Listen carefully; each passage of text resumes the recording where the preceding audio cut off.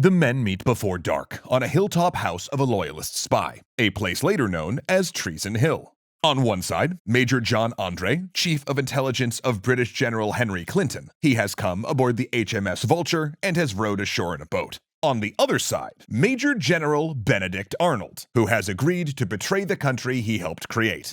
This meeting is a culmination of 18 months of correspondence, sent via secret couriers passing coded messages in invisible ink. Messages written between the lines of letters from Arnold's wife Peggy, who John André had once courted, and now they've made a deal. Arnold will allow the British to take the fort at West Point in New York, and in return, the British will give Arnold £20,000, an absolute fortune. But their meeting is interrupted, and when they come down the hill, they find that the Vulture is gone, retreating after being discovered and fired upon, stranding André behind enemy lines with evidence of Arnold's treason.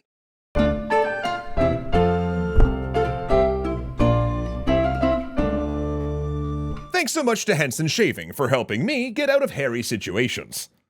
In January of 1780, Benedict Arnold went on trial, but not for treason. Nope, this was the court-martial he'd long sought, confident he'd be cleared of all of the charges leveled by old enemies and the civil authorities of Philadelphia. That he was corrupt, that he abused power, and favored loyalists. He conducted his own defense, of course, laced with righteous indignation, tirades against his persecutors, and calls to remember his heroic deeds. It was possibly the greatest display of hypocrisy in American history, and that is saying something in the year 2024. I digress, because for 8 months, Arnold had been corresponding with the British to betray his country. Now, in fairness, he hadn't really given the British anything yet. See, for months, he'd been embroiled in negotiations with John André about compensation, because he knew that defecting might land him as an exile in Britain with all of his property lost. He wanted £10,000, and to be indemnified against the loss of his property if he needed to bug out.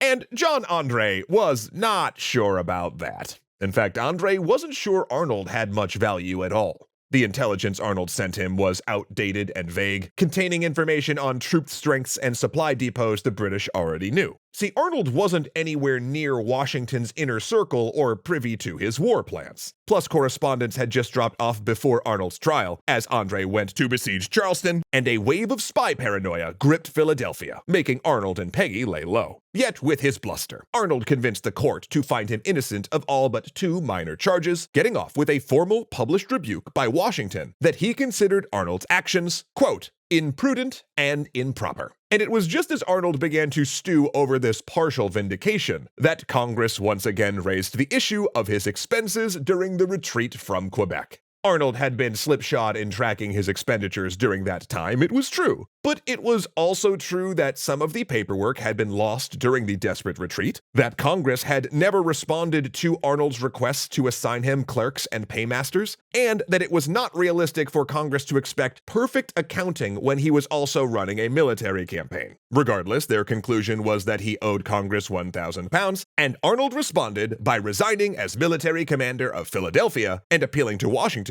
to give him a new command. Seems he wanted West Point. Arnold's old commander from the Quebec expedition, Philip Schuyler, suggested that he might take over there. The fort itself was strategically vital, on a narrow bend in the Hudson River, and whoever held it would control the valley. Really the perfect command for a military hero with a leg wound that limited his mobility. Which shows that, despite recent trouble, many in the Continental Army were still rooting for Arnold. Of course, he immediately repaid Schuyler's kindness by turning around and writing André about the offer, then started liquidating his assets in Connecticut and transferring cash to London. Kinda sus.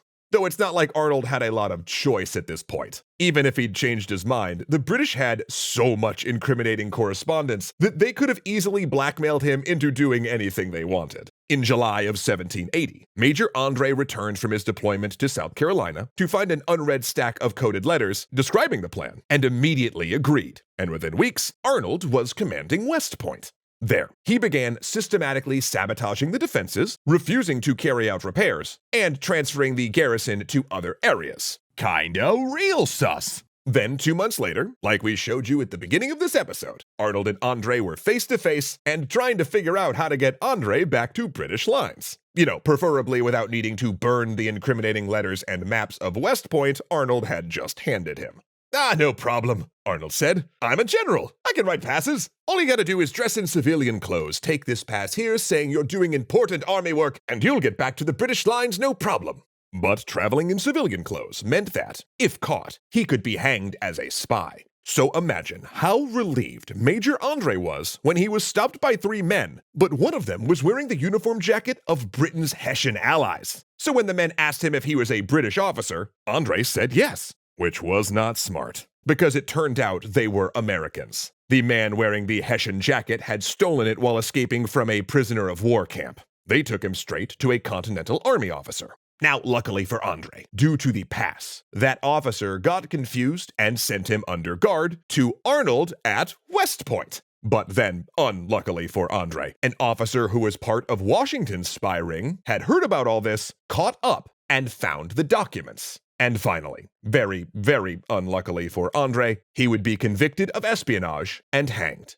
When Washington arrived at West Point that morning, scheduled to meet with Arnold for his first inspection of the fort, he immediately became annoyed. Arnold didn't greet him, as protocol demanded, and the state of the fort was deplorable. Arnold hadn't even fixed the rusty chain closing off the river. Arnold's officers didn't know where he was either, telling him that he'd gotten a letter at breakfast, left, and never came back, which was when Washington realized that, Benedict Arnold was really kinda sus.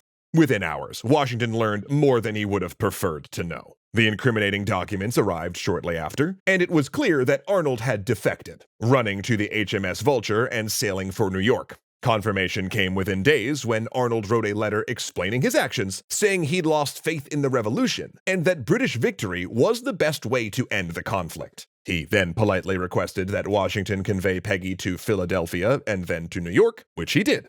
Now, had Arnold's treason stopped there, he might have just been infamous, rather than hated. Yet after defecting, Arnold entered the British Army as commander of its loyalist American Legion, and they were happy to have him. Ironically, the British had long appreciated Arnold's skill, and his daring escapades had been lauded by newspapers in London. Part of this was a sober reading of Arnold's skill, but another part was a semi-conscious inflating of his reputation. Since the more Arnold was said to be a genius, the less blame British leaders shouldered for being beaten by him. His first outing was to raid Richmond, Virginia, which he seized without a fight and proceeded to burn, destroying many of its buildings. However, he also liberated enslaved people on the area's plantations, promising them freedom if they joined the British Army. He followed this up with a raid on the port of New London, Connecticut, a place not far from his hometown, where he destroyed large parts of the town. Shortly afterward, he stormed a fort garrisoned by Connecticut militia, where his troops were accused of continuing to fire on and bayonet the garrison after they'd surrendered. This was his last action of the war.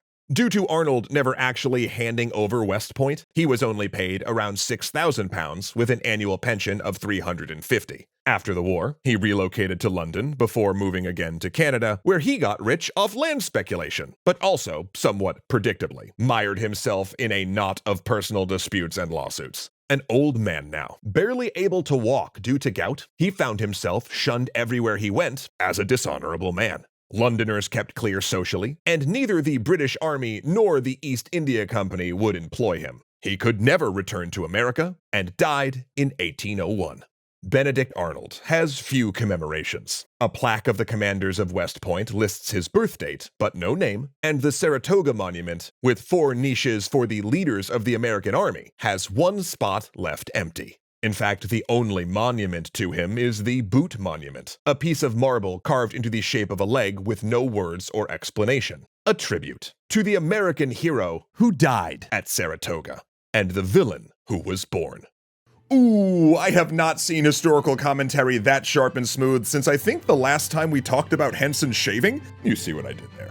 I don't have to tell you that buying razors these days kind of sucks, right? Because the big companies that make the quadruple-bladed, moisture strip-coated, gimmick-infused nonsense cartridges are just doing so they can jack up the price of the thing they know you're gonna have to buy over and over and over again. Fun! Capitalism for the win or whatever. But let's look beyond all that nonsense and look more toward what the real goal of shaving is. Sure, to remove unwanted hair, that's a given, but I would posit it's also to not wreck your skin while doing it, just nicks and cuts and toilet paper and blah.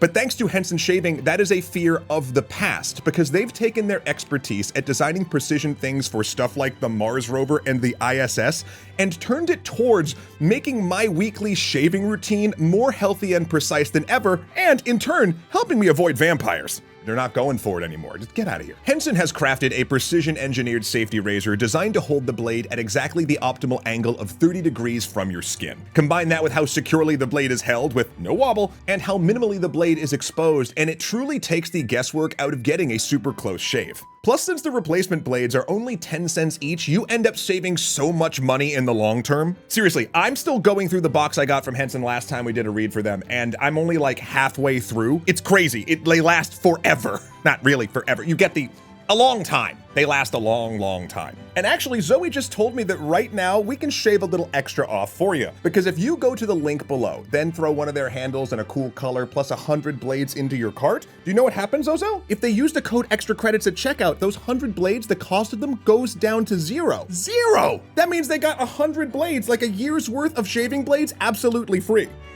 It's crazy, I know. So for a skin-friendly shave, click right here, and then once you're feeling smooth, slide on over to our next video here.